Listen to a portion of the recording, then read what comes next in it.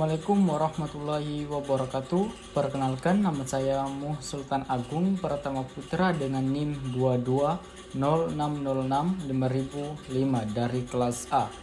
Pilpres di Indonesia semakin hari semakin menarik, apalagi waktu semakin dekat. Yang perlu kita cermati sebagai calon penyumbang suara nanti, kita harus mengetahui beberapa hal mengenai kepemimpinan dari bakal calon presiden di tahun 2024 tentunya. Ada beberapa hal yang perlu kita ketahui, di antaranya yaitu tipe atau gaya kepemimpinan bakal calon presiden, kemudian rekam jejak, dan masih banyak lagi tentunya.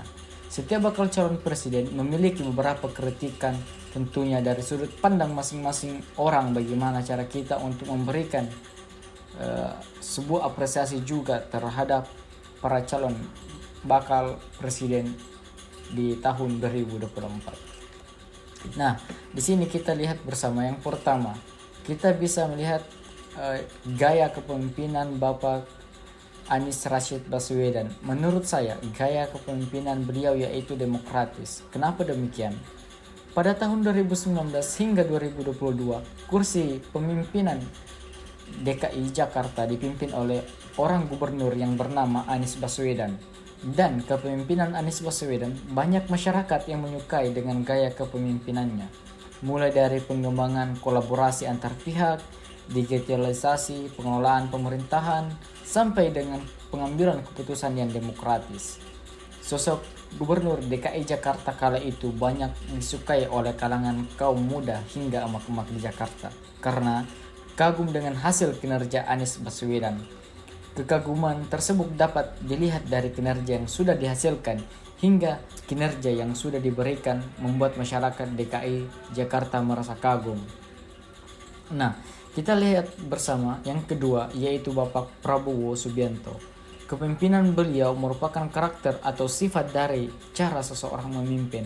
Sosok Prabowo dapat mempengaruhi untuk mendapatkan tujuan dari sebuah organisasi.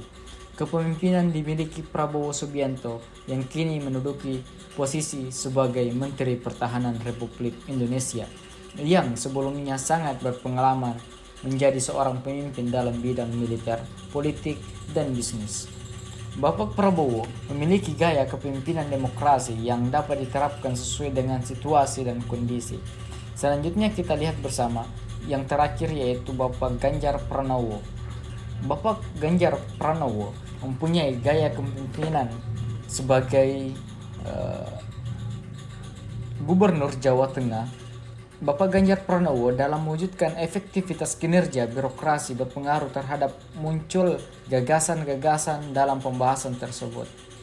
Gubernur selaku kepala daerah mempunyai tanggung jawab yang mengkoordinir kinerja aparatur birokrasi di wilayah Jawa Tengah, sehingga kualitas kinerja mampu dinilai baik atau tidak baik, mengalami penurunan tergantung bagaimana seseorang mampu memimpin bawahannya. Selanjutnya kita beralih ke rekam jejak dari ketiga bakal calon presiden di tahun 2024 mendatang. Kita lihat bersama. Yang pertama itu Bapak Anies Rashid Baswedan. Beliau bersekolah di Sekolah Dasar Laboratori, kemudian melanjut pendidikan di menengah pertama di SMPN Negeri 5 Yogyakarta, kemudian berlanjut di sekolah menengah atas di SMA 2 Negeri 2 Yogyakarta, kemudian melanjutkan perguruan tinggi di UGM Fakultas Ekonomi, kemudian melanjutkan S2 di Maryland University dengan mengambil jurusan manajemen publik. Kemudian kita lihat bersama yang kedua, yaitu Bapak Prabowo. Beliau menempuh sekolah dasar pertama di British School Singapura, kemudian melanjutkan pendidikannya di Victoria Institution Malaysia, kemudian beliau melanjutkan pendidikan di American School in London. Lalu Bapak Prabowo ini kembali lagi ke Indonesia untuk melanjutkan pendidikan di Akademi Militer di Magelang, kemudian berlanjut di Sekolah STAG dan Komando TNI AD. Selanjutnya kita lihat bersama yang ketiga, yaitu Bapak Ganjar Pranowo. Beliau menempuh pendidikan sekolah dasar di SDN Negeri 1 Kuto Arjo, kemudian berlanjut di SMPN Negeri 1 Kuto Arjo.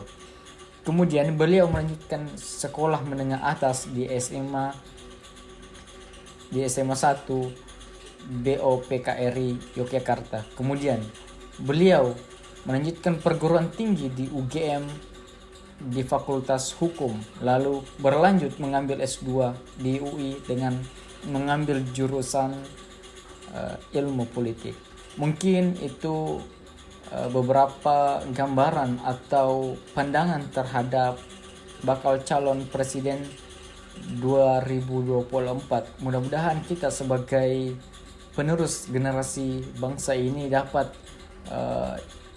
menilai dan memberikan sebuah tantangan terhadap diri kita sendiri tentunya untuk memberikan kritikan ataupun saran terhadap bakal calon presiden kedepannya. Mungkin itu yang sempat saya sampaikan pada video ini. Kita sebagai generasi penerus bangsa ini harus bijak dan mengambil keputusan, karena ke depan yang akan mengenakodi bangsa ini adalah kita semua. Mungkin itu yang sempat saya sampaikan. Cukup sekian dan terima kasih. Assalamualaikum warahmatullahi wabarakatuh.